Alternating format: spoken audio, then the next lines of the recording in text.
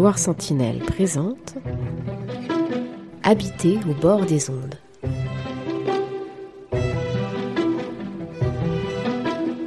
Aujourd'hui, Blois. C'est un paysage extraordinaire et qui a été façonné par l'histoire. Là, en face de nous, le long du pont, vous avez, c'est 18e. Il y a une très belle échelle de crue où il y a même la crue de 1789. Et puis en face, c'est le port Saint-Jean qui a été refait au 19e pour lutter contre les inondations.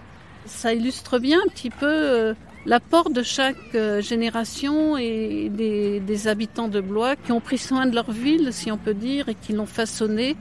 Et on peut dire que François Ier, il ne reconnaîtrait pas sa ville, parce qu'il n'était pas là ni au 18e ni au 19e. À Blois, le seul pont utilisable, c'était le Grand Pont, ce qu'ils appellent le Grand Pont. C'est l'ancien pont médiéval et c'est un pont qui avait beaucoup plus d'arches, je crois que c'était une vingtaine.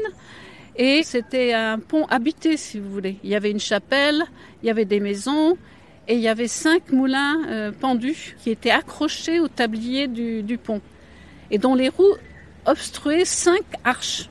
Alors il fallait bien viser, il ne fallait pas être entraîné par le courant et se retrouver dans les moulins, ce qui arrivait. Et donc il a été détruit en 1716 par les glaces, parce qu'à cette époque-là, c'est ce qu'on appelle le petit âge glaciaire. La Loire prenait en glace très très fréquemment.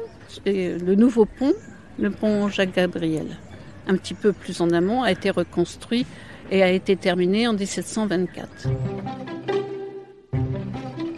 Alors la marchandise qui a transité le plus sur la Loire, ça va peut-être vous étonner, c'est le sel.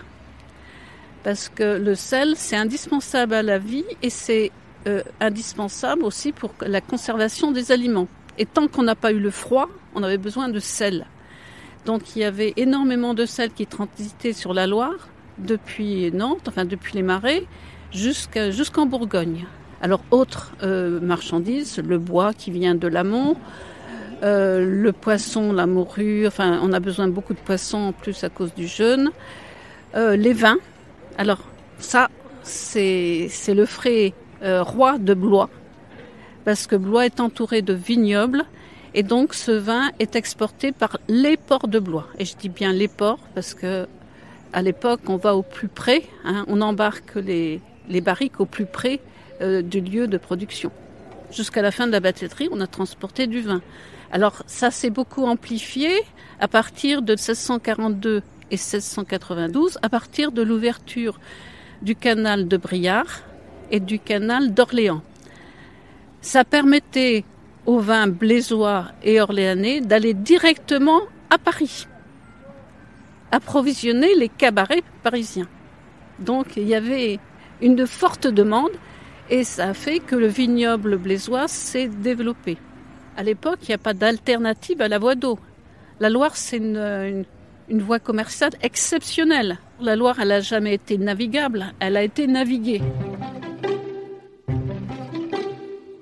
Je suis Françoise de Persson, je suis historienne de la batellerie de Loire. J'habite Blois, j'ai fait une thèse sur Blois. J'adore être sur l'eau, ce qui c'est qu'en tant qu'historienne, on est aussi beaucoup plongé dans les archives et c'est moins drôle. Moi j'aime bien la recherche en archives parce que j'ai une curiosité insatiable et on trouve des choses nouvelles et c'est du plaisir. Et de faire ensuite partager ses connaissances. Mais j'adore le bateau. Mais j'aime bien être un petit peu seule, pas trop de foule non plus. Avoir un peu le bateau à moi toute seule, quoi.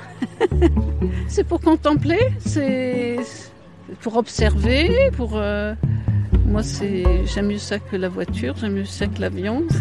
C'est mon moyen de transport. Habiter au bord des ondes. Une série réalisée par Laure Bourru et Sébastien Rochard pour le collectif Loire Sentinelle à bord de la Grande Remontée.